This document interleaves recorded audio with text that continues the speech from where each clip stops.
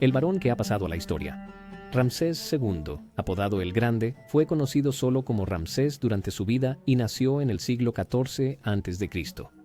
Los eruditos sostienen que probablemente nació en el año 1303 a.C., pero no hay información clara sobre su fecha de nacimiento.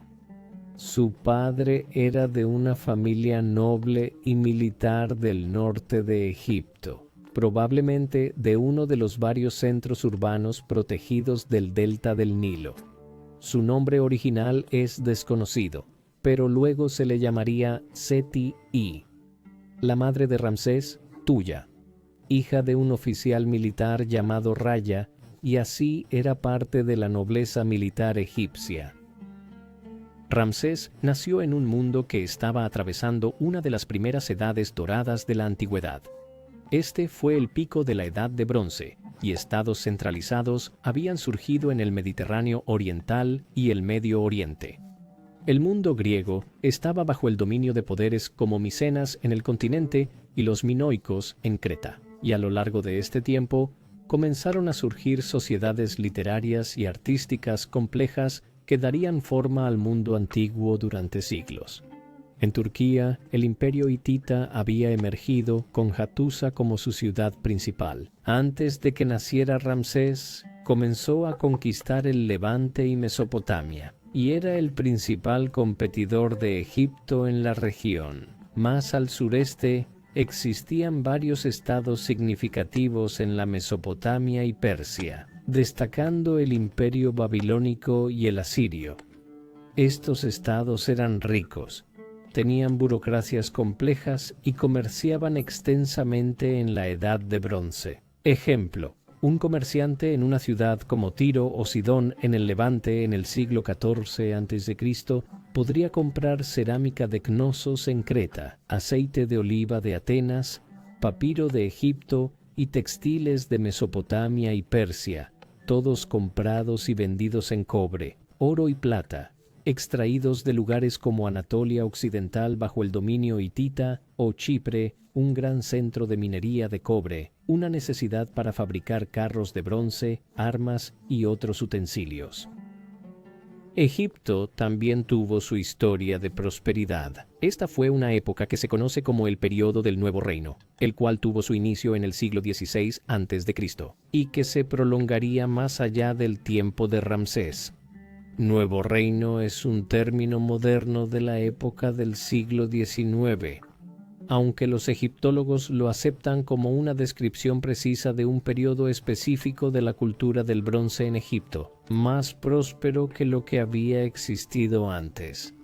Incluso la cultura de los faraones que levantaron las pirámides en Giza 1000 años antes.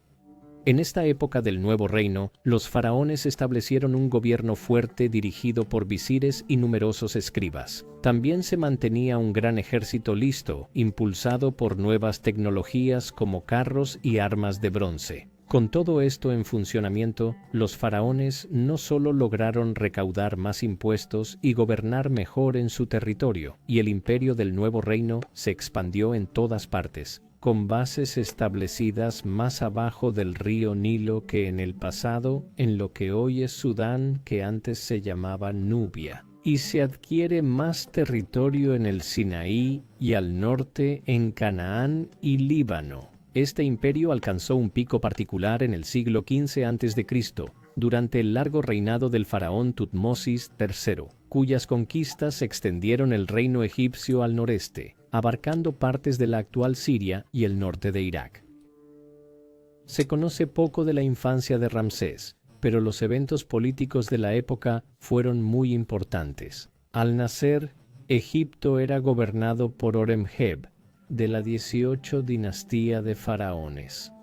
Horemheb es conocido por haber restaurado cierta estabilidad en la política interna de Egipto tras un período tumultuoso, durante el cual un casi predecesor, Akenatón, había tratado de instaurar un culto monoteísta al sol, cambiando las estructuras religiosas y políticas de Egipto. Esto causó gran agitación y llevó a su declive internacional. Horemheb anuló muchas de estas decisiones y calmó el descontento que Akenatón había generado a lo largo del río Nilo, pero parece que no tuvo hijos sobrevivientes ni sucesor biológico. Por lo tanto, decidió designar al jefe de su gobierno, el gran visir Parameses, como su sucesor. Parameses era el abuelo de Ramsés. Así, la familia se convirtió en la 19ª dinastía de faraones egipcios con Parameses como faraón, adoptando el nombre real Ramsés I, alrededor del 1292 a.C. Gobernó solo unos pocos años antes de su muerte, momento en el que el padre de Ramsés lo sucedió como segundo faraón de la 19ª dinastía, asumiendo el nombre de Seti I en honor a Set, el dios de la guerra en Egipto. Ramsés era ahora el heredero al trono del Egipto del nuevo reino, ya que pronto fue nombrado príncipe regente por su padre, quien reinó poco más de 10 años, durante el cual comenzó a restablecer el control egipcio sobre parte del territorio que había estado bajo control en el noreste de Canaán y Siria, bajo faraones como Tutmosis III, pero que se había perdido como resultado del estado dividido del reino durante el reinado de Akenatón y las reformas religiosas. Ramsés seguramente estuvo con su padre en varias campañas al noreste del Levante y adquirió valiosa experiencia militar durante su tiempo como príncipe regente. Pronto requeriría esta experiencia, dado que llegó al trono siendo un hombre bastante joven. Se sabe que se convirtió en faraón el día 27 de la temporada de cosecha en un año particular del reinado de su padre, una fecha que se cree que es el 31 de mayo de 1279 a.C. Reinaría 66 años, el reinado más importante de un faraón egipcio. Adoptando el nombre completo de su reinado, User-Maatre-Setepenre, que se interpreta como la ley o la armonía de Ra, el dios sol de Egipto, es sumamente poderoso. Soy el escogido de Ra. La primera acción importante de Ramsés como nuevo rey de Egipto fue lidiar con una amenaza que había aumentado en el norte del reino durante años.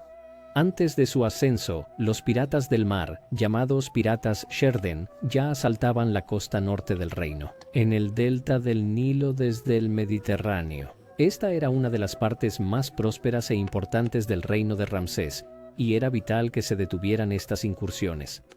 Así, en su segundo año de reinado, empezó a construir fuertes en la costa norte y hacia el noreste, hacia Sinaí y Canaán. Se hicieron nuevos barcos para patrullar el Mediterráneo oriental y se pusieron señales para los asentamientos grandes, cuando los grupos de asalto avanzaban hacia el reino de Egipto. Esto resultó en una gran batalla naval, que Ramsés y su flota ganaron. Una estela o piedra conmemorativa que recuerda este hecho en Tanis, en la parte noreste del delta del Nilo, ha perdurado hasta la actualidad y ofrece pruebas de esta victoria en la actualidad. Pero los detalles exactos de cómo ocurrió o lo que implicó, aparte de que Ramsés logró una victoria temprana, siguen siendo inciertos. Tras estabilizar las costas del norte de Egipto y el delta del Nilo, el principal objetivo de Ramsés fue recuperar el control egipcio sobre Canaán y otras regiones del Levante, como había sido en épocas pasadas. Esto era una gran preocupación, mientras Egipto era una tierra rica por su agricultura, práctica en las orillas del Nilo y la producción de cerámica y papiro en ciudades como Tebas y Memphis. Las ciudades más ricas de la Edad de Bronce estaban en Canaán, como Tiro y Sidón, que estaban en el cruce de los grandes imperios y eran centros comerciales importantes. Así, Ramsés deseaba recuperar el control egipcio sobre la región, tal como había sido 2 siglos atrás, en tiempos de Tutmosis III.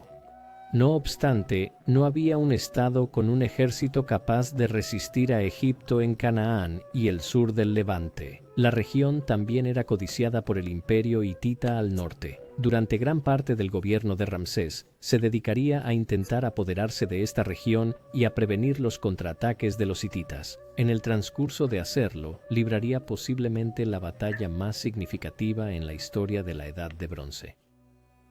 Ramsés construyó una nueva capital en el noreste del delta del Nilo al inicio de su reinado, para aumentar el poder egipcio hacia el noreste en el Levante. A lo largo de los siglos, la capital de Egipto faraónico se había trasladado. Por ejemplo, en la antigüedad, durante el antiguo reino, se encontraba en Memphis, cerca de lo que ahora es El Cairo. La capital en el período del Nuevo Reino estaba generalmente situada río abajo, en lo que se conocía como Tebas, pero que actualmente se llama Luxor. Akenatón, el faraón controvertido, quien, medio siglo antes del nacimiento de Ramsés, había tratado de instaurar una religión monoteísta enfocada en la adoración de Aten, y había creado una nueva capital en Amarna como núcleo de esta fe. De este modo, había un gran precedente para el traslado de la capital del reino faraónico. Rameses nombró su nueva capital Piramsés, cerca de lo que ahora es la ciudad de Cantir. El padre de Ramsés, Seti I, había tenido un palacio de verano en esta región, y es muy probable que Ramsés pasara su juventud aquí. En los años 1270 la estableció como una capital casi militar, con amplios talleres y fábricas levantadas para empezar a producir grandes cantidades de armas, armaduras y carros. Por lo tanto, Pi-Rameses fue una especie de capital administrativa en el Bajo Egipto, aunque como veremos en el programa de construcción de Ramsés, nunca perdió la convicción de que Tebas o Luxor era la capital religiosa y espiritual de Egipto. Al inicio de sus guerras contra los hititas, Ramsés se encontró con el rey Muwatalli II, el líder del imperio hitita, desde 1290. Muwatalli II, al inicio de su reinado, supo aprovechar la debilidad de Egipto y movió su capital hacia el sur, alejándose de Hattusa, en lo que ahora es el centro de Turquía, a Tarhuntasha, en el sureste de la llanura de Konya. Mostraba cómo ambos reyes veían a Canaán y Siria como una región disputada, lo que demuestra que ambos, Ramsés y Muwatalli, movieron sus capitales para estar más próximos al Levante. En sus primeros años, Ramsés realizó campañas militares anuales al noreste del delta del Nilo. La primera, en 1275 a.C., consolidó el control del faraón sobre el sur de Canaán, antes de continuar hacia el norte, en la zona de la actual Beirut, donde levantó una estela conmemorativa en Nahr el-Kalb. El texto se ha borrado con el tiempo, pero seguramente proclamó los éxitos de Ramsés en el norte, una declaración de Egipto sobre el control de la región. Igualmente, luchó en más campañas contra los Amurru, un pueblo que ocupaba gran parte de Siria, como vasallos del rey Muwatalli y los hititas. No obstante, el control nominal que Ramsés logró establecer en 1275 fue de corta duración. Tan pronto como se retiró de Pi-Rameses, al final de la temporada de campañas, la influencia de Egipto en Siria se desmoronó y los hititas lograron recuperar el control. La guerra que enfrentó a los egipcios y a los hititas en esta época es famosa por una batalla que, según se acepta, tuvo lugar en el año 1274 a.C. Esta fue la batalla de Kadesh, que tuvo lugar cerca de la ciudad de Kadesh, junto al río Orontes, en Siria occidental. La batalla de Kadesh fue indudablemente importante, con ejércitos de gran tamaño para la época de la Edad del Bronce tardía, pero también se ve como un evento importante o único por las partes que están implicadas. Este es, por ejemplo, el encuentro militar más documentado del segundo milenio antes de Cristo, con ambos lados registrando extensamente el evento en tabletas en los años siguientes. Pinturas y escritos en Egipto y otras áreas de la Edad de Bronce tardía. Por eso, la batalla de Kadesh fue considerada por quienes la vivieron como un evento militar que cambió el rumbo de la historia. El trasfondo de la batalla fue la nueva campaña de Ramsés en Siria en el 1274 a.C. Al igual que la campaña del año anterior, su objetivo era extender el poder egipcio más al norte hacia Siria a expensas de los hititas. Ramsés llevó tropas a Canaán y luego a Siria. Se les dio este nombre en honor a deidades egipcias como Amun, Ra, Set y Ptah. y estaba compuesto por tal vez hasta 40.000 hombres, además de 2.000 carros que también se ofrecieron para la campaña. Se sumaron miles de mercenarios cananeos a las fuerzas del faraón. Sin embargo, no todas estas tropas fueron enviadas a Kadesh, y parece que las fuerzas de Ramsés no llegaron a 30.000 hombres en el campo de batalla.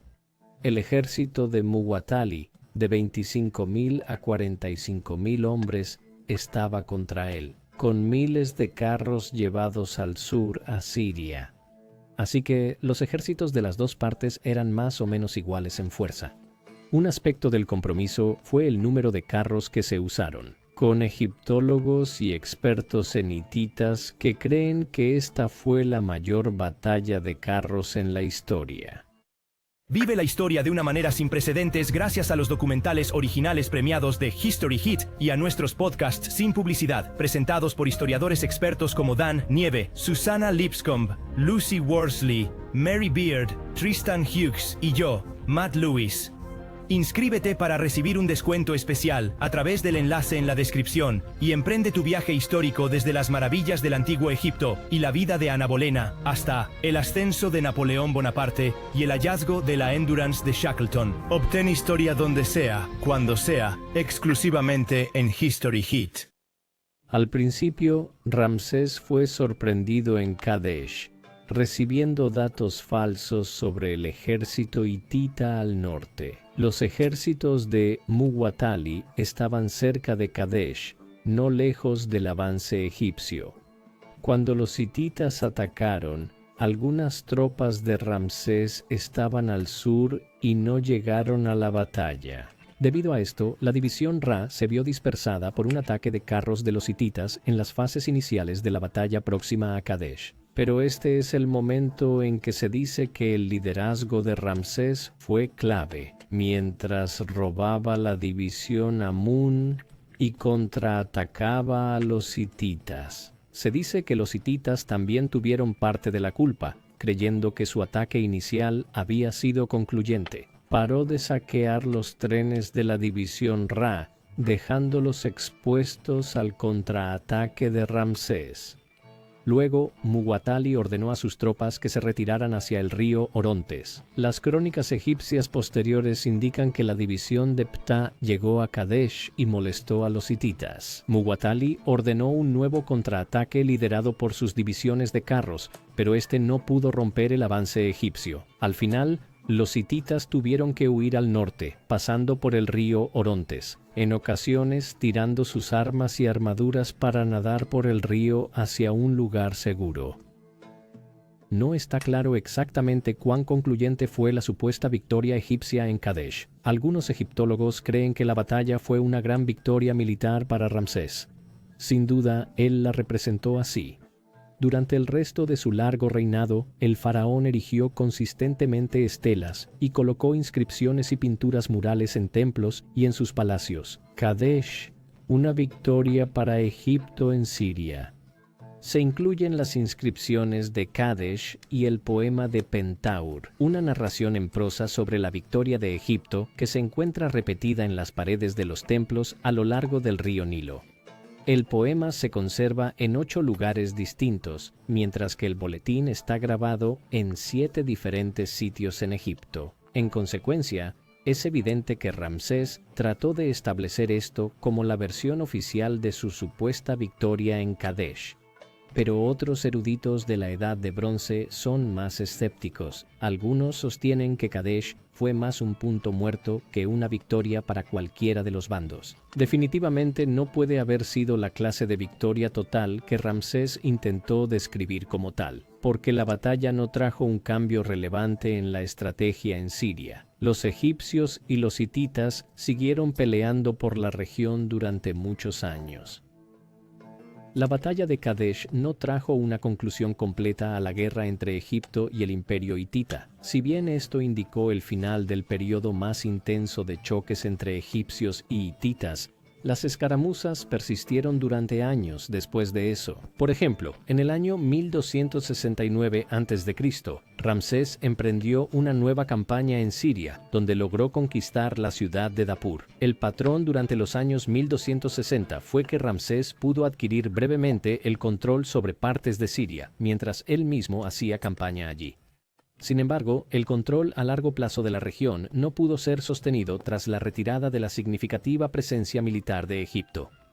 Reconociendo esta situación en 1259 a.C., los egipcios y los hititas hicieron un acuerdo que se llama de varias formas: el Tratado Egipcio-Hitita, el Tratado Eterno o el Tratado de Plata. Este documento fue firmado entre Ramsés II y Hattusili III, quien se convirtió en el gobernante del imperio hitita en algún momento de la década de 1260. El Tratado Eterno logró efectivamente una paz duradera, en la que las dos potencias acordaron cesar las hostilidades, pues costaba mucho a ambos gobiernos y lograba poco. Así, Siria sería un área de influencia hitita, con Egipto controlando Canaán y otras partes del Levante al sur. Se hicieron acuerdos y promesas, invocando a los dioses como protectores de la paz eterna. El Tratado Eterno es uno de los acuerdos más conocidos de la historia antigua. Esto se debe a la inusual supervivencia de múltiples copias del texto a lo largo de 3 milenios en diferentes idiomas. Se hallaron varias copias del texto del tratado, escritas en jeroglíficos egipcios, en 2 ubicaciones distintas en Luxor, en el corazón de Egipto, durante la primera mitad del siglo XIX. Entonces, en los primeros años del siglo XX, el arqueólogo alemán Hugo Winkler descubrió una copia del texto en el idioma arcadio, la lengua franca del imperio hitita y otros estados de Oriente Medio en el siglo XIII a.C., como parte de un hallazgo que incluye cerca de 10.000 tabletas, las cuales fueron encontradas al excavar la antigua capital de los hititas en Hattusa, Turquía. Por eso, aquí hay un ejemplo notable de un tratado internacional que se copia y se archiva en templos y archivos reales en ciudades que se encuentran a 2.000 kilómetros. Hace 3.200 años estaban lejos, acerca de los motivos de las partes. Es evidente que tanto Ramsés como Hattusili han llegado a la conclusión de que la paz y el impulso del comercio en la región del Levante resultarían más provechosos que seguir en conflicto. De su rival. Ambos estados estaban preocupados por el ascenso del imperio asirio al este en Mesopotamia y pensaban que debían unirse contra este nuevo poder. El poder era más eficaz que el conflicto en Siria.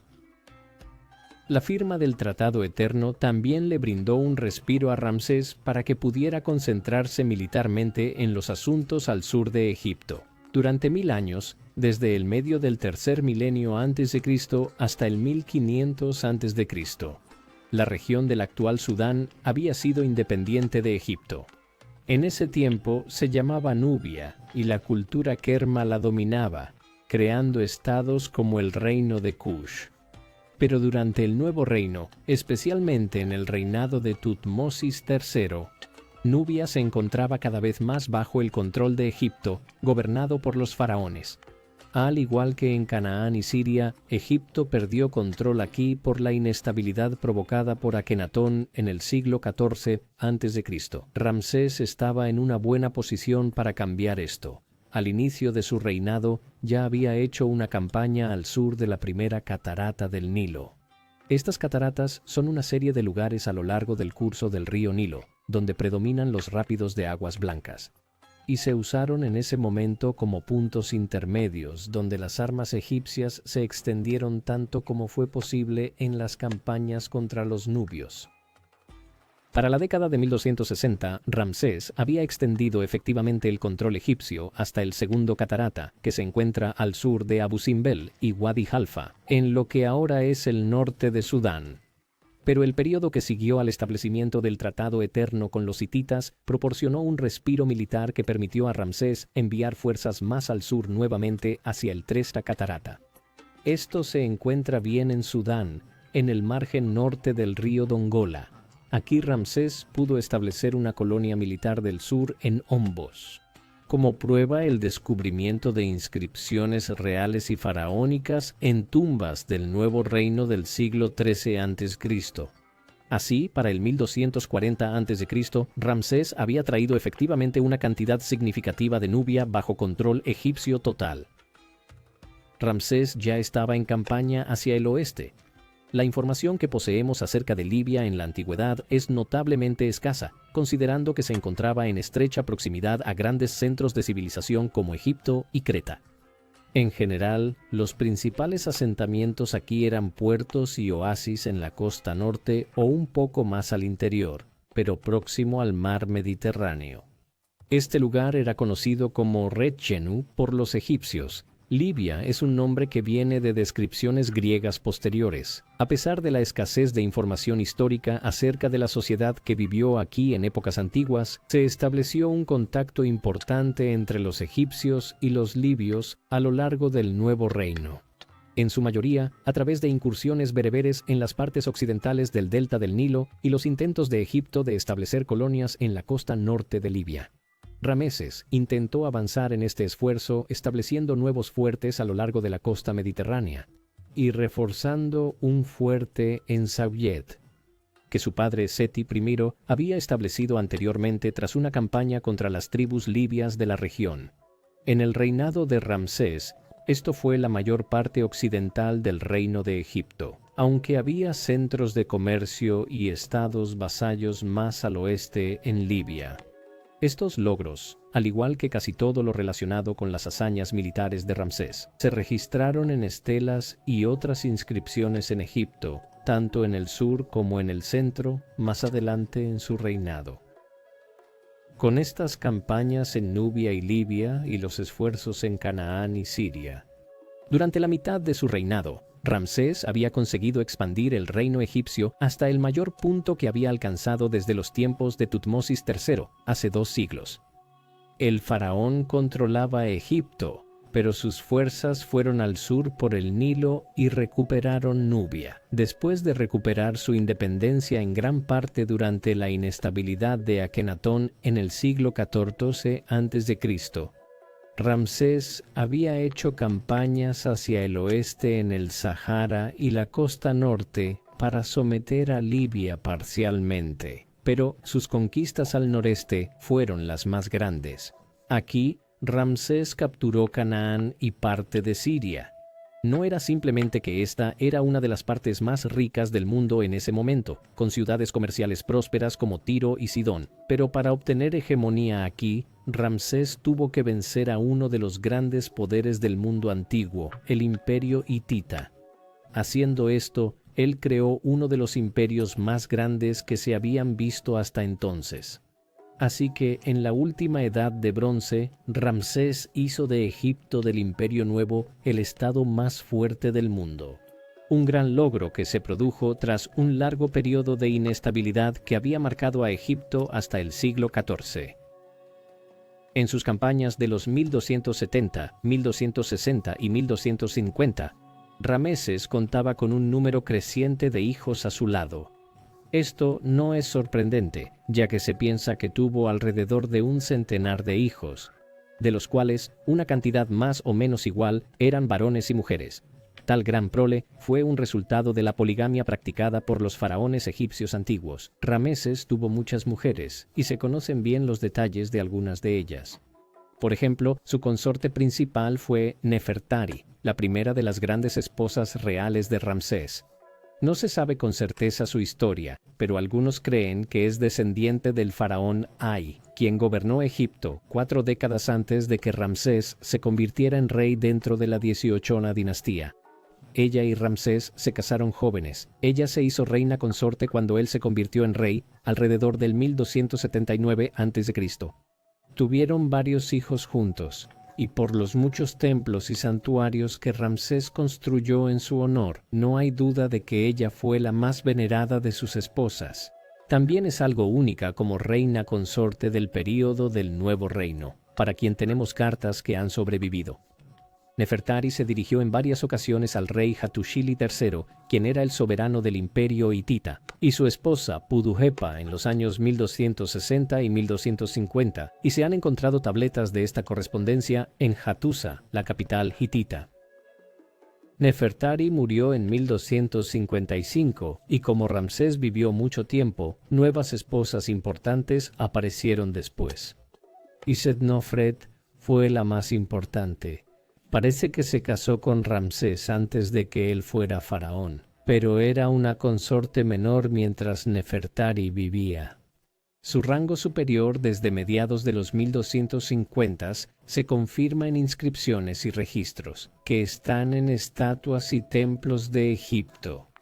Otras grandes esposas del faraón surgieron de arreglos políticos, por ejemplo, como parte del Tratado Eterno de 1259 a.C. con los hititas. Rameses tomó como esposa a una de las hijas del rey Hattushili III y de la reina Puduhepa, aunque el casamiento con Ma-Torneferure no se llevó a cabo hasta el 1240 a.C. La hija del rey hitita era vista como demasiado joven para el matrimonio en el 1250 a.C.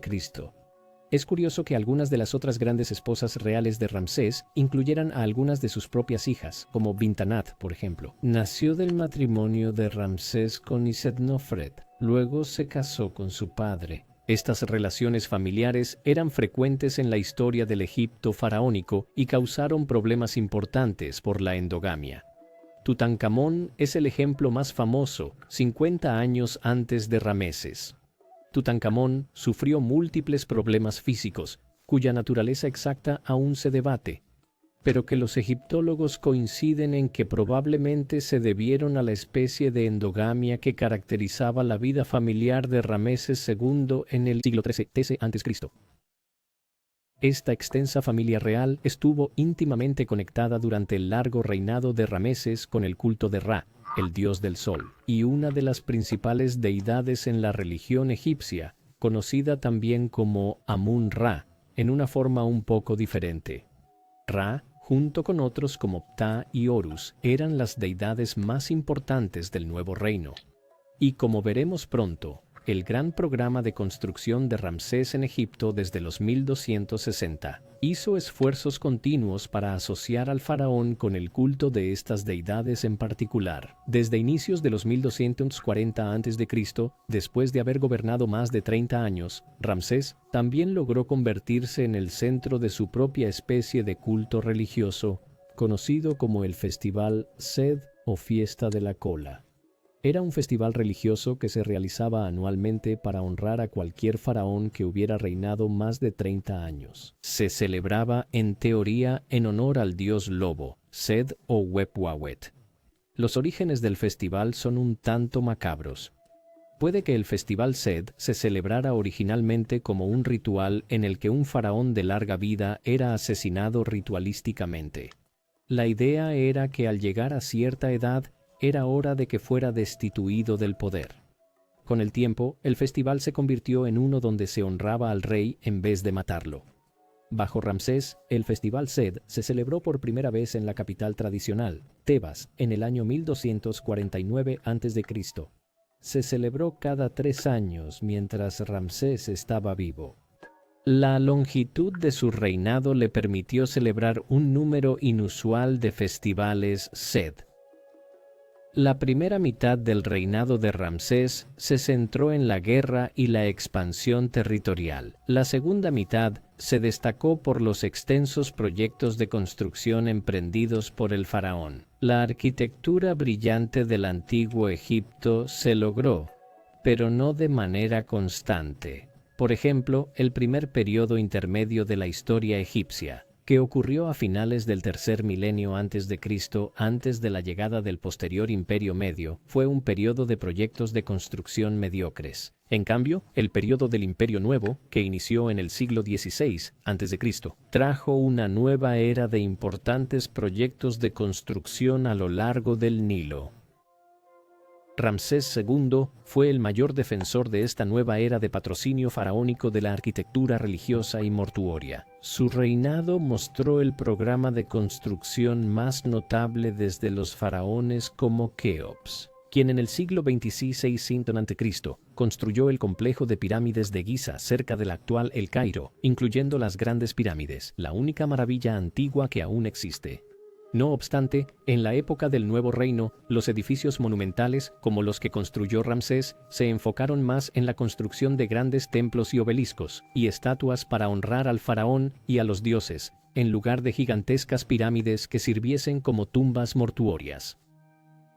Uno de los proyectos de construcción más importantes que llevó a cabo Ramsés se realizó en Tebas o Luxor, en el corazón de Egipto, que era la capital tradicional del Nuevo Reino. Aquí Ramsés mandó construir el Ramesseum en la necrópolis tebana, una región elevada en la orilla oeste del río Nilo en la ciudad, donde otros faraones levantaron templos y tumbas a lo largo de los años. El Ramesseum tomó cerca de 20 años en finalizarse y es, en realidad, un templo rodeado de varios patios. Grandes pilones de piedra y puertas conducen de un patio a otro, con una gigantesca estatua de Ramsés dominando el patio interior. El templo en sí consistía en 3 habitaciones con columnas y celdas de estilo terra que dividían el santuario. En ellas se encuentran numerosas estatuas de dioses y diosas egipcios. Varias estatuas grandes de Ramsés estaban en el templo. Desafortunadamente, varias de estas fueron retiradas de Tebas en el siglo XIX y ahora se encuentran en lugares de Europa como el Museo Británico. En lo que queda, relieves conmemoran la victoria de Ramsés en Kadesh y otros logros tanto dentro como fuera del templo. Lo que es particularmente interesante sobre el Ramesseum es que hay evidencia de que aquí también se estableció una escuela de escribas y un pequeño palacio real estaba al lado del patio, lo que indica que este lugar tenía otros usos además de los religiosos. Sin duda fue un centro del gobierno faraónico en Tebas cuando Ramsés se basó en la capital tradicional del Imperio Nuevo. Ramsés hizo trabajos en Saqqara. Este lugar está cerca de las grandes pirámides de Giza, donde se levantó la primera gran pirámide de Egipto antiguo, la de Djoser, faraón de la tercera dinastía, que fue construida en el siglo XXVII a.C. Y Saqqara siguió siendo un importante centro de obras monumentales a lo largo de los siglos. Rameses decidió contribuir a los complejos aquí con su hijo mayor, el príncipe Khaemweset. Por ejemplo, ellos se encargaron de la pirámide de Unas, un faraón de la quinta dinastía que existió en el siglo XXIV a.C. Repararon y colocaron una inscripción en la fachada sur del edificio para señalar que habían supervisado esta restauración.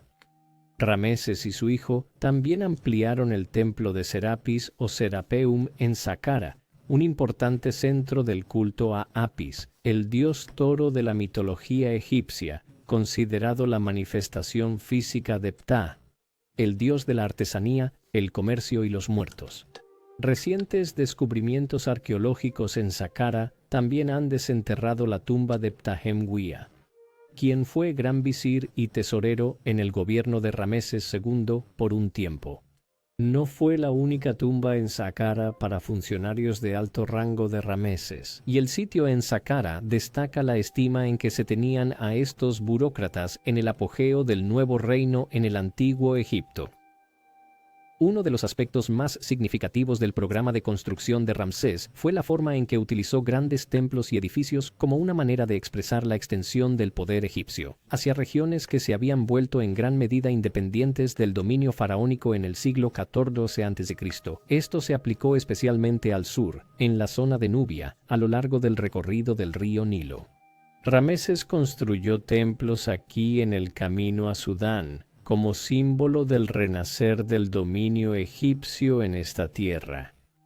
Uno de los más impresionantes fue el templo de Beit el-Wali, que fue construido en una isla en medio del río Nilo, a solo unos pocos kilómetros de Asuán, en el sur de Egipto. Esto fue dedicado a algunos de los principales dioses egipcios del período del Nuevo Reino: Amun-Ra, Ra-Horakhti, Khnum y Anuket. Es notable por tener algunos de los relieves de pintura mural mejor conservados e impresionantes de la antigua Egipto, muchos de los cuales ilustran las campañas de Ramsés en Nubia y su dominación de la región. También se representan sus campañas en Siria y Libia.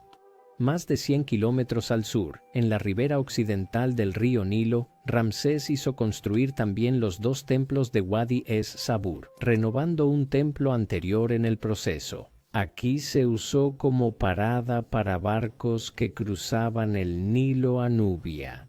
Por lo tanto, Ramsés construyó los templos en un sitio frecuentado, dedicándolos tanto a él como a Amón-Ra.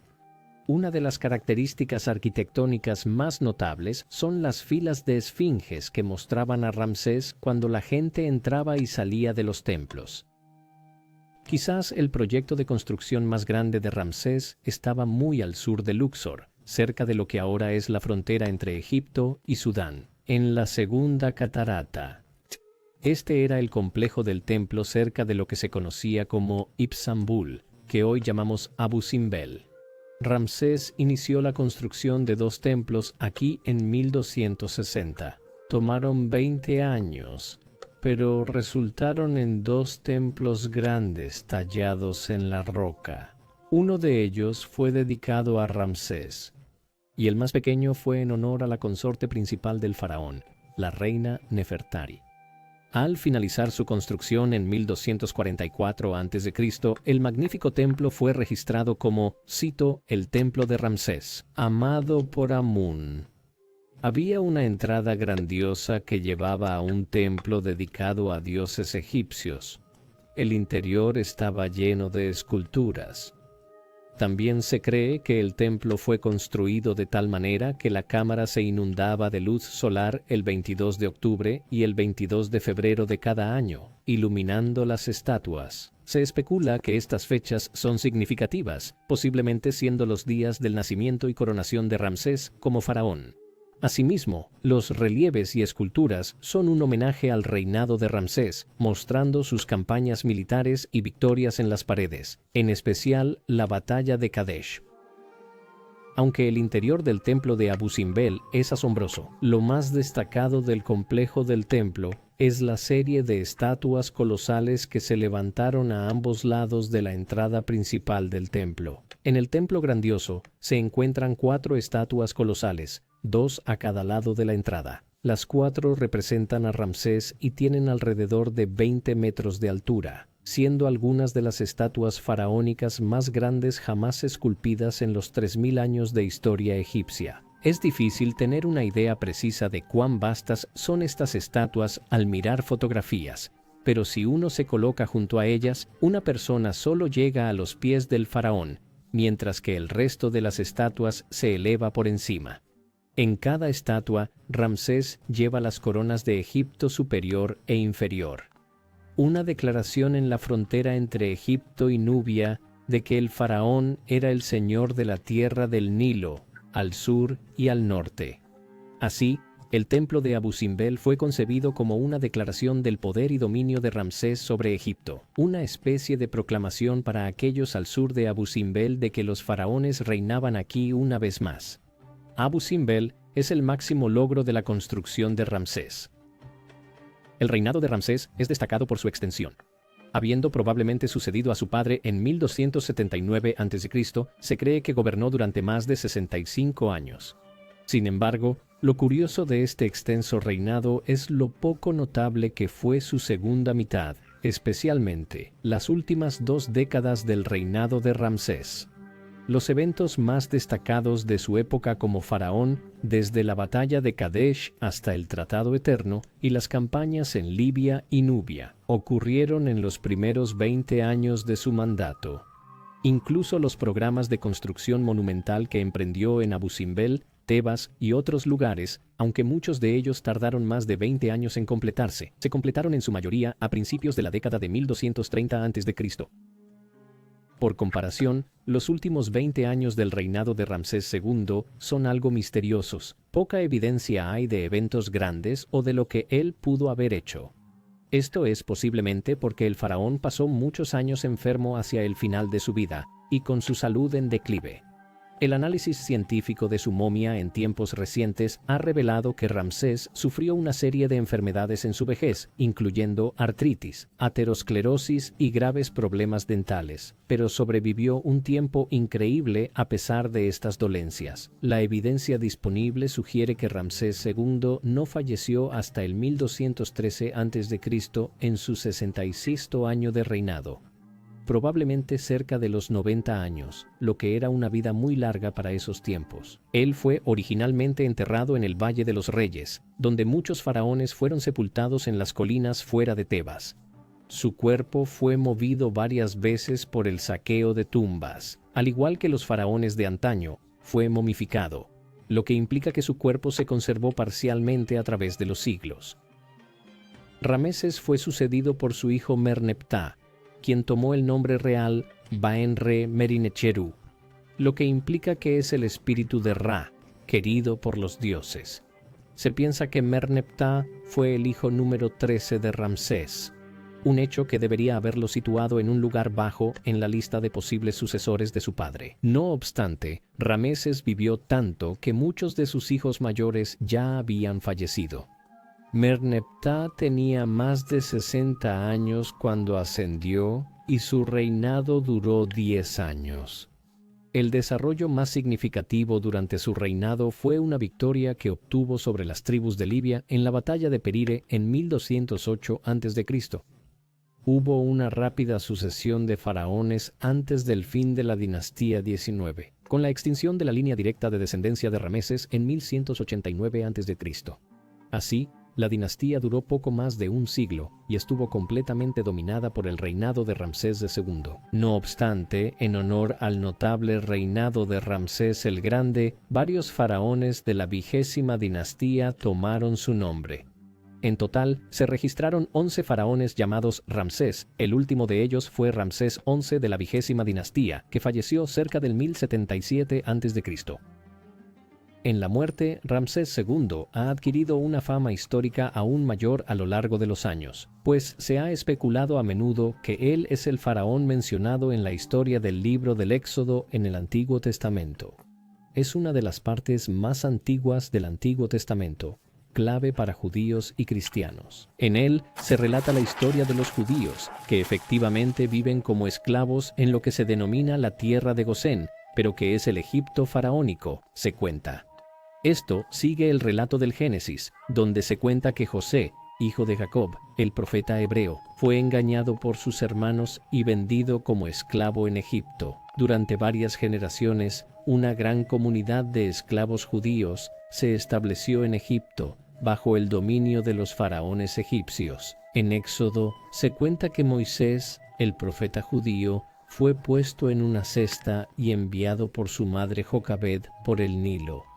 Tras la orden del faraón de asesinar a los niños judíos, debido a su preocupación por la cantidad de judíos o israelitas que había en Egipto, Moisés es hallado y adoptado por la familia del faraón, donde logra ganarse el cariño del rey de Egipto, pero Moisés choca con el hijo biológico del faraón. Al final, se da cuenta de que es israelita y saca a su pueblo de Egipto abriendo el Mar Rojo, mientras el faraón intenta atraparlo. La discusión sobre Ramsés es si puede ser considerado el faraón que gobernaba en el libro del Éxodo, o su hijo que se vuelve rival de Moisés. No hay un argumento sólido en ninguno de los dos casos para especular sobre esto. El libro del Éxodo no hace ningún esfuerzo por identificar a las figuras históricas que pudieron haber estado involucradas en el Egipto faraónico en ese momento. Y la historicidad de los eventos del Antiguo Testamento, por supuesto, también es objeto de especulación. Como resultado, diferentes escritores han especulado que una amplia gama de faraones, datando desde tan temprano como el siglo XVII a.C. y tan tarde como el siglo XII a.C., puede ser el faraón del libro del Éxodo o su hijo biológico. Una proporción inusualmente alta de personas ha estado ansiosa por sugerir que fue Ramsés II quien fue el faraón en ese momento. Esta interpretación ha sido preferida en varias producciones de Hollywood sobre la vida de Moisés, especialmente en Los 10 Mandamientos de 1956, en la que Ramsés fue interpretado por Yul Brynner.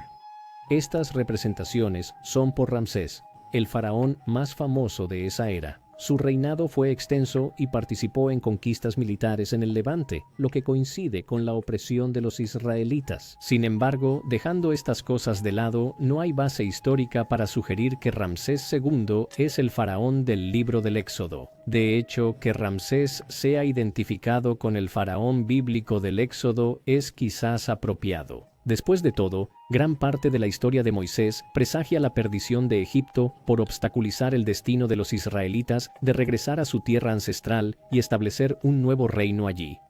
No hay duda de que Egipto, durante el nuevo reino, se encaminó rápidamente hacia un periodo de gran declive tras el reinado de Ramsés.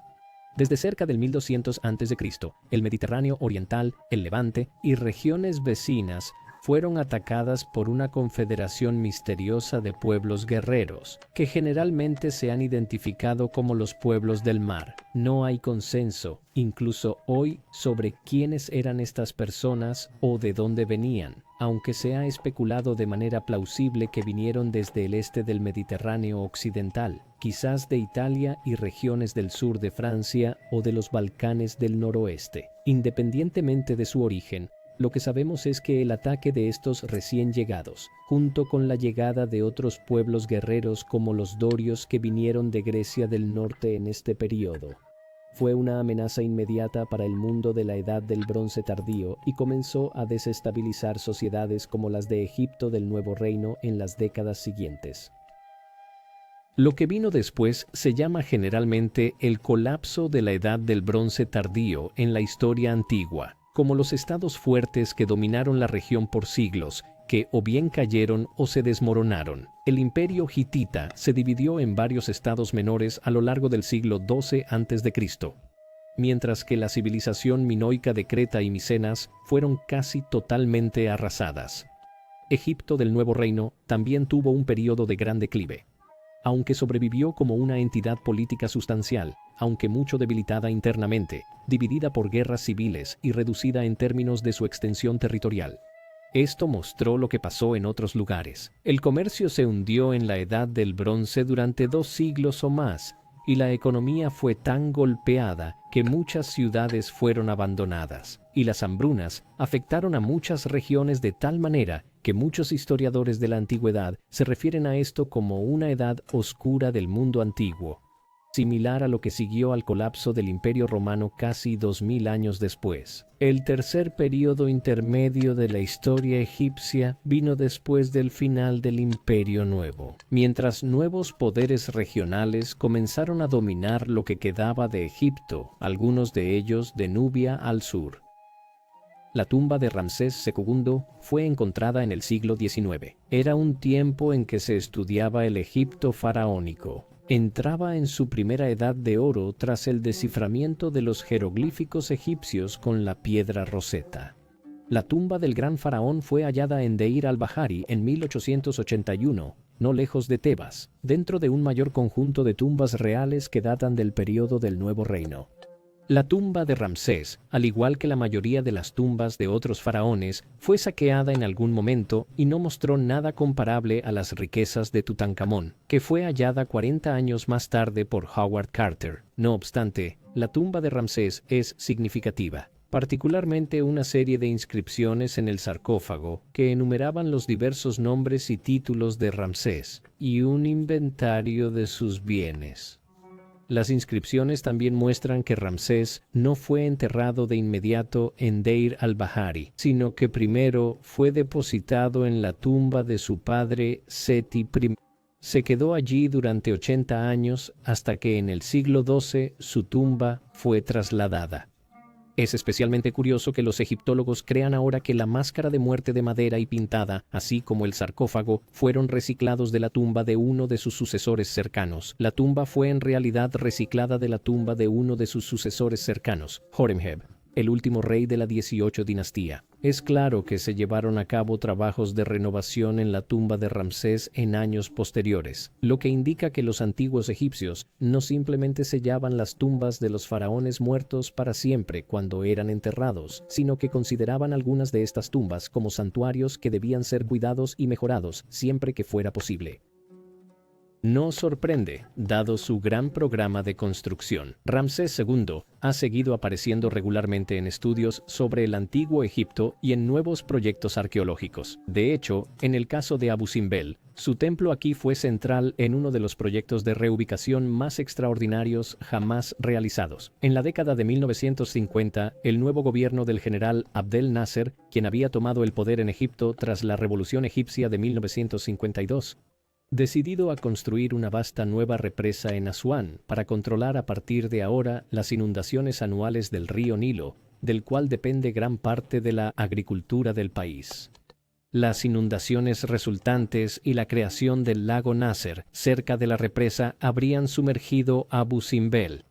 Por lo tanto, en 1959, el gobierno egipcio solicitó a la UNESCO el traslado del templo. La solicitud fue aceptada, y en los años siguientes varias firmas de ingeniería suecas realizaron el proyecto para el gobierno de Egipto. El trabajo involucrado fue altamente complejo, ya que Abu Simbel no fue construido con bloques de piedra, sino que fue tallado en la cara de un acantilado. Así, el templo fue rescatado al hacer una gran incisión en la ladera de la montaña y luego trasplantar el templo pieza por pieza a un sitio varios cientos de metros hacia el interior y mucho más elevado. Por lo tanto, Abu Simbel ahora se asoma al río Nilo, como lo ha hecho durante más de 3000 años, pero desde una perspectiva y un sitio distintos. Por la duración de su reinado y su importancia, Ramsés ha sido muy mencionado en la cultura popular moderna. Por ejemplo, Noches Antiguas de Mailer, lanzada en 1983 por el autor estadounidense, fue una gran historia ficticia sobre el Egipto antiguo situada en una noche del siglo XII a.C., aunque los personajes hablan repetidamente sobre el reinado de Ramsés II. La batalla de Kadesh es un aspecto clave de la obra. Ramsés también fue el tema de obras del reconocido escritor de ficción histórica, Christian Jack, y también es el personaje principal en La momia de Anne Rice. También aparece en muchos tratamientos de Hollywood sobre el antiguo Egipto. Pero seguramente la referencia cultural más importante al vencedor de la batalla de Kadesh se encuentra en el poema de Percy Bysshe Shelley, que data de hace 2 siglos, Ozymandias, el nombre griego de Ramsés. Shelley usó a Ramsés como un ejemplo de que todos los grandes líderes están destinados a caer. Era una reflexión de Shelley sobre Napoleón Bonaparte, quien había perdido el poder en Francia y Europa solo unos años antes de que Shelley escribiera. Pero Shelley tomó a Ramsés como su comparación, mientras circulaban noticias en Londres en ese momento de que el Museo Británico había adquirido una de las colosales cabezas del faraón del Ramesseum, la repetición de Shelley de la inscripción de la tumba. Mi nombre es Ozymandias, rey de reyes, contemplad mis obras, oh poderosos, y desesperad. Son de las líneas más famosas de la poesía del siglo XIX. Rameses II, el Grande, fue el faraón más destacado de Egipto antiguo. Hubo más de 170 faraones en un periodo de 3000 años. Su reinado es notable por muchas cosas. Desde el punto de vista político y militar, extendió el reino egipcio al mayor punto que había visto desde el reinado de Tutmosis III 2 siglos antes. El momento en que Egipto llegó a su máxima expansión al conquistar gran parte del Levante, Siria y Mesopotamia. Rameses hizo esto principalmente al derrotar a los hititas en la lucha continua de su nación con ellos por la hegemonía sobre las ricas ciudades costeras de Canaán y Siria, como Tiro y Sidón. El punto culminante de su éxito en este aspecto fue la victoria en la batalla de Kadesh y el Tratado Eterno de 1259 a.C. Pero no fue solo aquí donde Ramsés tuvo éxito militar. También llevó a cabo campañas contra los piratas del Mar Sherden al inicio de su reinado, que habían atormentado la costa norte de Egipto durante años antes de que él ascendiera, y posteriormente realizó campañas hacia el oeste por la costa mediterránea en dirección a Libia. Finalmente, hacia el sur, amplió la influencia del reino egipcio mucho más allá del curso del río Nilo, llegando a lo que hoy conocemos como Sudán, aunque entonces se llamaba Nubia. Este nuevo imperio de Ramsés II se consideró uno de los más poderosos de la historia antigua, pero también existe la posibilidad distinta de que Ramsés haya recibido la prominencia que tiene en los estudios de Egipto antiguo y entre los egiptólogos debido a su autopromoción. Ramsés fue uno de los primeros propagandistas importantes. No hubo éxito que lograra en el campo de batalla o aspecto de su reinado que no conmemorara en piedra de tal manera que se recordara por siglos o milenios después. Por ejemplo, lo encontramos colocando estelas de piedra y otros marcadores en el delta del Nilo y el Levante para proclamar sus victorias sobre los hititas y los piratas del mar Sherden allí, al mundo y a las generaciones venideras. Pero su proyecto de construcción en lugares como Luxor, Saqqara y principalmente Abu Simbel, muy abajo del Nilo cerca de Asuán, lo que le otorgó su mayor legado. Aquí en piedra proclamó a todos su magnificencia como gobernante, sus vínculos con el dios solar Ra y sus múltiples logros militares.